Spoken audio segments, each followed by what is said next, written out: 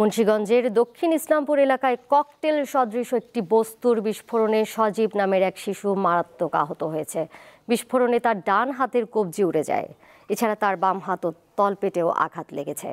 দুপুরে মুন্সিগঞ্জ পৌরসভার দক্ষিণ ইসলামপুরের মিতু বেকারির সামনের রাস্তার পাশে ময়লার ভাগাড়ে এই ঘটনাটি ঘটে। আহত সজীবের বাবা জানান, ময়লার ভাগাড়ে বোতল কুড়াতে গিয়েছিল সজীব। এ সময় সাদা বলের মতো একটি বস্তু দেখে সেটি টান দিলে বিস্ফোরণ ঘটে। এতে আহত হয় শিশুটি।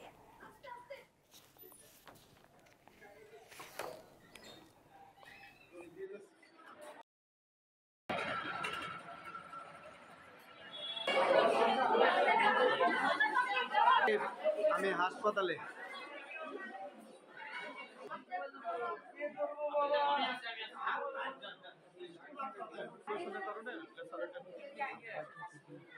হ্যাঁ।